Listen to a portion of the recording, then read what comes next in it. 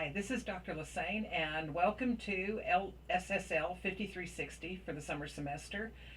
In this screencast, I want to go through the syllabus with you. So I have gone to Live Binders, which is one of the locations for your syllabus, and I'm getting ready to click on the 5360 Live Binder and open it up and go to the syllabus. As you can see, it's a green tag right here. So I click on it. You'll see that the syllabus is saved as a Word document. So click on that and it will ask you whether you want to open or save it. That's up to you. I'm opening it because I already have a copy saved to my desktop, but you might want to save it yourself as well. So here we go. I'm just going to put it in a slightly different form there so that it's a little bit easier to follow. The syllabus is a multiple page document, and many of the pages in this document are here because of requirements. Requirements of the university, requirements of the state, requirements of NCATE, who carries our accreditation. So I'm not going to go through the entire thing with you. I'm simply going to point out the information that I think is probably the most important to you. The first is, of course, right here on the very front of the syllabus. This is how you get in touch with me. This is my office. I'm in AB4, room 423. Should you be on campus, you're welcome to come by. The phone number for our office, that's the one where you can talk to Rebecca. Our fax number, should you need it for some reason. And then the line directly to my office, which has voicemail on it when I'm not here. And I've given you two of the email addresses that you can use in getting in touch with me. lis_tsl@shsu.edu and drl@shsu.edu. I do check my email frequently throughout the day. It's forwarded to my smartphone when I'm not in the office. So if you send me an email, chances are I'm going to respond to you pretty quickly. My office hours this summer will be Tuesdays from 8 to 2, and then other times can be arranged through appointment. If you have the need to come in and talk to me for some reason, all you have to do is make that appointment. I'm going to skip through some of this other, the course description. That's lovely, but you can read that at your own leisure. And come to page 2 of the syllabus. Here you'll find a listing of the textbook we're using for the class, and remember that that's available for purchase from the department for $30, which is less than I think it is out on Amazon or just about any other place you can get it. And then the list of required books that we will all be reading together. I basically want to take just a few moments to go through the list with you, basically to let you know why these books are on this list. I know that it seems like a lengthy list, but do remember that you have one class in children's and one in young adult literature. You may read 150 books total, and from there you basically are going out into libraries and offering services to children and young adults. So we think it's important that you read as deeply as you can, especially during a very short summer semester. So the books here are arranged alphabetically by author. In a little while, we can talk about in another screencast the order in which you'll read these books and what you'll do for them.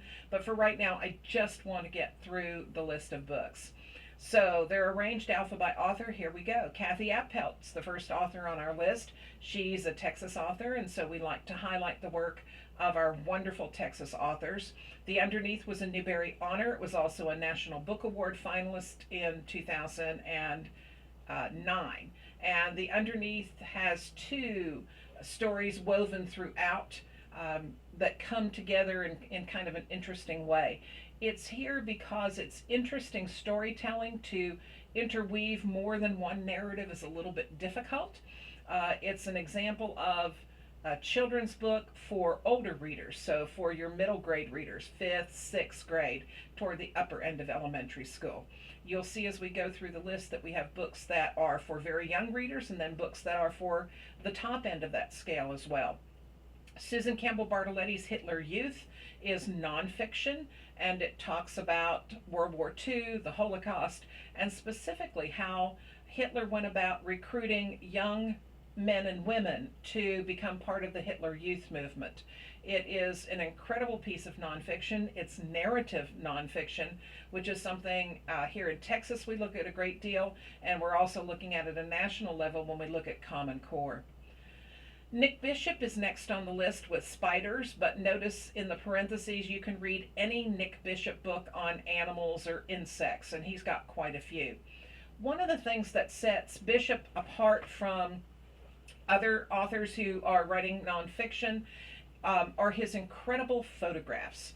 When you look at these books, they're absolutely beautiful, glossy, interesting text, lots of detail, but it's the illustration in the form of photographs that really make them come to life for readers. Georgia Bragg's How They Croak the Awful Ends of the Awfully Famous is nonfiction, and as the title might suggest, humorous as well. And there's a lot to be said for using humor to engage readers. Dear Mr. Henshaw by Beverly Cleary is one of the earliest books on the list. It is a Caldecott Honor book. No, I'm sorry, not a Caldecott Honor book. It's a Newbery book. I got ahead of myself. Dear Mr. Henshaw is a Newbery winner by Beverly Cleary. It is the first book in children's literature that features a character whose parents are divorced. And if you look at the date, 1983, you'll see that it took a long time for children's literature to begin reflecting what was going on in society. The other piece that I think is fascinating about this book is it takes what we call in literature an epistolary approach to writing a novel. It's a novel that's written in letters and diary entries. We can, therefore, even with 4th and 5th graders, show them classic kinds of forms and formats in their books. Christopher Paul Curtis's The Watsons Go to Birmingham, 1963, was both a Newbery and a Coretta Scott King honor book in 1996. It is the story of a family who leaves their home and travels south to Birmingham, Alabama in the 1960s and encounters the Jim Crow laws firsthand, something that they've never actually experienced before. And of course, if you look at Birmingham in 1963, that place and that date should come together for you as well in a tragedy that happened in Birmingham, the bombing of the church in 1963. Carmen Agredides' Martina, the Beautiful Cockroach, is a wonderful tall tale, if you will. Dee Dee is a storyteller. This book is available in CD, in audiobook form, and if you can find it, I think you'll enjoy listening to it. But it's a great example of Hispanic literature. Tommy DePaula's Legend of the Bluebonnet is a Caldecott Honor from 1983. It talks about our own bluebonnets and how they came to be, why they're blue, why they spring up every year in promise. It's a wonderful story of sacrifice. Sharon Draper's Out of My Mind is the story of a girl who has cerebral palsy and yet is a very, very bright young girl, and how her parents and the school find a way to allow her to communicate more with others. Neil Gaiman's The Graveyard Book is also a Newbery winner. It is his take on The Jungle Book by Kipling, but in this case, instead of being set in a jungle, it's set in a graveyard. You'll meet a young boy named Bod who is being raised by the inhabitants of a graveyard. It's spooky, it's suspenseful, and it is incredible to read. It's also available in audio, as are many of these books. Carmen Lomas Garza's Magic Windows is a book that is about papel picado and how those things are made by hand. Carmen Lomas Garza grew up in the Rio Grande Valley of Texas and writes an awful lot about Hispanic culture. Nikki Giovanni's Rosa is a Caldecott Honor and a Coretta Scott King Honor for the illustrations done by Brian Collier. It's about the childhood and ultimately then the adulthood of Rosa Parks. Shannon Hale's Rapunzel's Revenge is one of the graphic novels on the list. It was on our Bluebonnet list as well, and it takes the fairy tale of Rapunzel and kind of turns it on its head. Roby Harris's It's So Amazing has been around for quite a few years. It's a book about bodies and sex and how we change and grow and develop over the years. Nonfiction. Jenny and Matt Holm, brother and sister, have teamed together for the Baby Mouse series, and you can read any book in the series for this particular assignment. There are more than a dozen books already. Jeff Kinney's Diary of a Wimpy Kid, or any of the Diary of a Wimpy Kid books, again, are fine. We're looking at some series books here because kids tend to be interested in series. When they read Diary of a Wimpy Kid and like it, they tend to want to read the other books in the series. John Klassen's This Is Not My Hat is a Caldecott winner, and it's a wonderful story with kind of a little different kind of ending. Very few words, lots of illustration, great big double page spreads of them, and you certainly will be able to tell why this book won a Caldecott. Jarek Krasowska's Lunch Lady is another series of books, and you can read any of the books in this particular series. It's a graphic novel series like Baby Mouse is as well, but it's the story of a group of kids at school and their lunch lady who actually helps them solve crimes. Derek Landry's Skullduggery Pleasant is also part of a series, and you can certainly read the other books in the series, although I think it makes sense in this case to read the first one first. It is the story of a detective, a private detective, who is a skeleton, and his sidekick, Stephanie, all of 12 years old. This is a book for older readers. Cynthia Lord's Rules is a Newbery winner from several years ago about a girl in a household that has a special needs child. Often we read books about special needs children, but very seldom are those books written from the perspective of the other child in that family, and I think that's what makes Rules work so well. Kadir Nelson's We Are the Ship is an incredibly beautiful book in terms of illustration.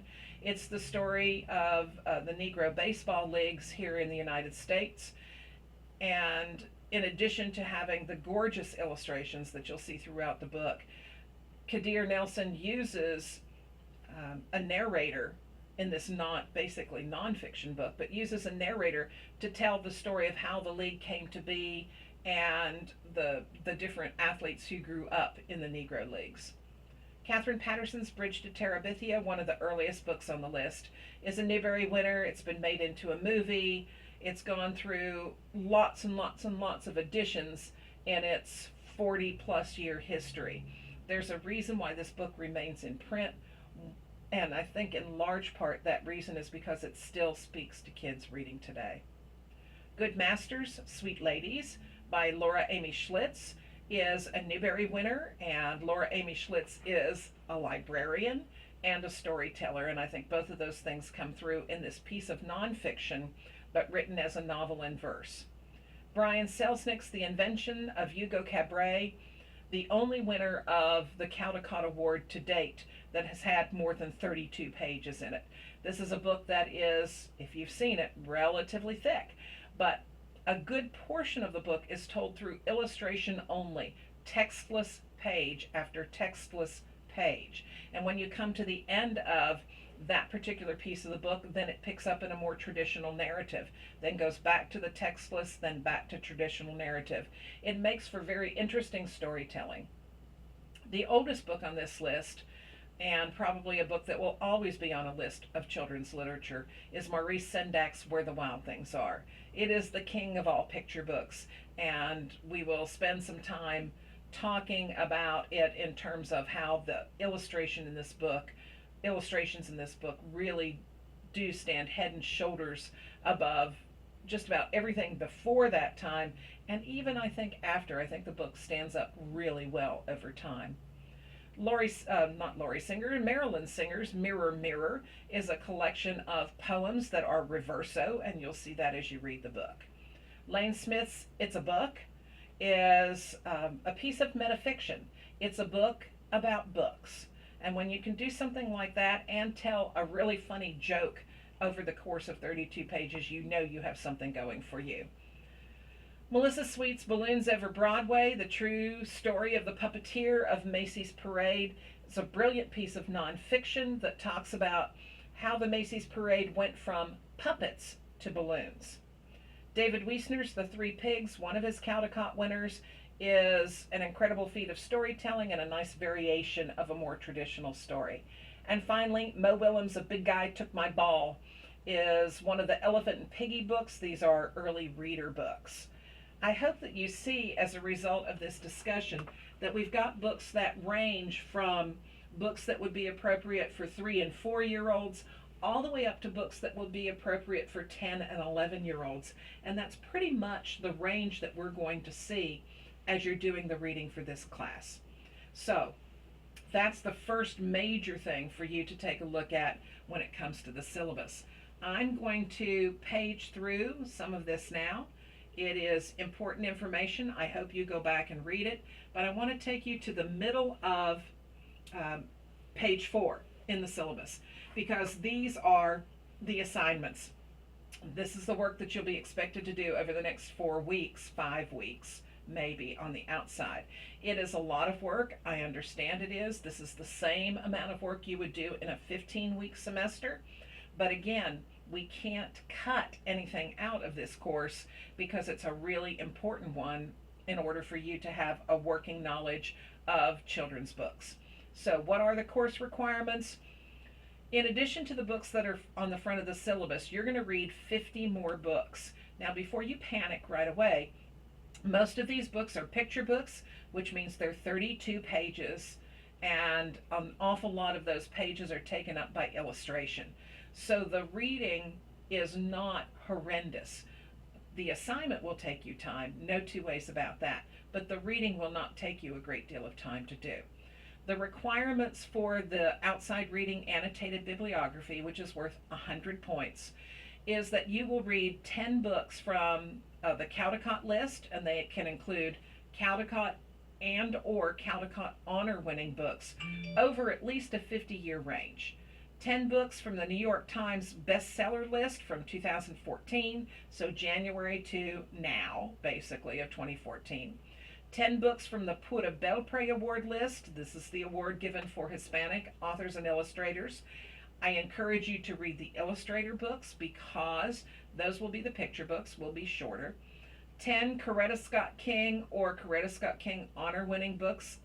These books over a 30-year range, please.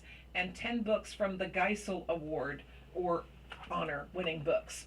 Geisel is given to books that, in the same spirit as Theodore Geisel, also known as Dr. Seuss, support beginning readers.